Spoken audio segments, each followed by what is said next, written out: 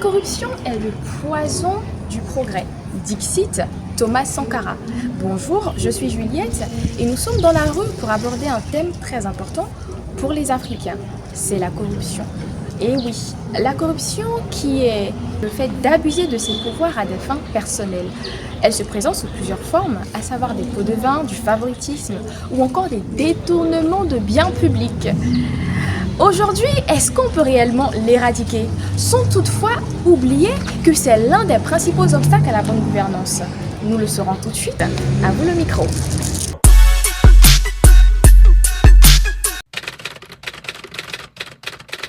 Ça dépend de la mentalité des êtres humains. Parce qu'aujourd'hui, surtout dans le pays comme nous sommes aujourd'hui, c'est difficile. Quand tu parles de non à la corruption, ce n'est pas une bonne chose. Il faut arrêter la corruption. On dit non, tu es venu regarder l'eau. Je ne suis pas venu regarder la lagune. Or, tout le monde n'est pas né au village. On est né à Abidjan. Mais c'est cette mentalité-là. Je pense que non, le gouvernement devrait faire de ça quelque chose de sérieux. Je crois bien que l'on peut réussir sans corruption dans un pays qui est vraiment régi par des lois. Et que tout va dépendre aussi des dirigeants et de tous ces acteurs du système, administratif. L'homme peut rester normalement sans corruption. Parce que moi-même déjà, avec le métier même que je fais, j'ai pu réaliser, j'ai pu faire une petite maison que moi-même ici déjà. Donc on peut réussir sans corruption. Oui, je pense qu'on peut réussir sans la corruption. Parce que j'ai vu plein de personnes ici qui ont eu des projets, qui ont monté leur structure. Et puis avec l'abnégation, ils ont réussi à monter leur affaire. Et aussi en entreprise même, si vous êtes en entreprise que vous avez de courage, vous ne touchez pas de votre travail, vous pouvez avoir des promotions et tout et avancer dans la vie. Je suis allé faire ma pièce d'identité. Il y avait une fille qui était là, elle était vigile. Elle a voulu que je lui donne quelque chose, que je me puisse passer. J'ai refusé. Je lui ai dit non, que ce n'était pas possible.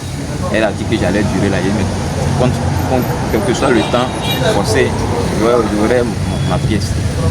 Lorsqu'on va concourir, lorsqu'on va aux différents concours, et qu'on postule à ces concours espérant obtenir le fruit de nos efforts, et que l'on a toujours été marginalisé sous prétexte qu'il aurait dû payer une somme qu'il n'a pas pu payer. Il y a souvent des collègues qui te demandent de faire certaines choses pour avoir l'argent rapidement. Et moi, j'ai toujours refusé. Parce que je pense que quand on signe un contrat avec une société, on doit honorer ses engagements. Je crois bien que il y a des autorités compétentes qui sont là, chez qui nous devons nous rendre, n'est-ce pas, pour porter plainte. Mais malheureusement, je me dis que le système est corruption. Et même je l'ai bien fait. Parce qu'avec mon ancienne entreprise où je bossais, j'ai glissé subtilement des informations pour qu'on puisse savoir qu'un de mes collègues faisait un truc pas bien. Sinon, je pense que moi seulement, je vais tout dénoncer. On peut dénoncer l'acte de corruption, mais la corruption même, c'est-à-dire que tu vas dénoncer, mais on te prend comme si ça fait rien, quoi. On ne te prend pas en considération.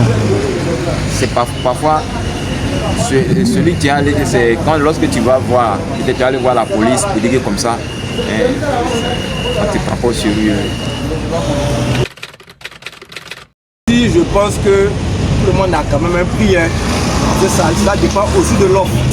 Mais tant que cela ne va pas tuer et ne va pas faire mourir quelqu'un, ne va pas aussi faire mal aussi au pays. Mais si cela peut enlever des problèmes, mon frère, mais qui va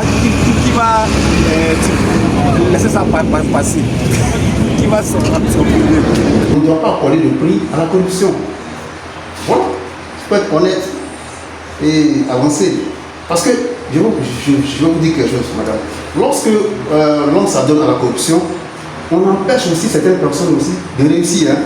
Oui, parce qu'en déboursant de l'argent, peut-être 2 millions, 3 millions à un concours, on empêche les ayants droit, n'est-ce pas, d'obtenir les postes pour lesquels ces personnes ont postulé. Parce que c'est c'est, comment dirais-je, comment je vais noter ça, c'est la valeur intrinsèque qu'il faut mettre en exergue. Il faut retenir que la corruption commence là où la conscience s'arrête. Et vous, où se place donc votre limite? N'oubliez pas de nous répondre en commentaire, de liker, de partager et de rester connecté pour de nouvelles aventures. Bye bye!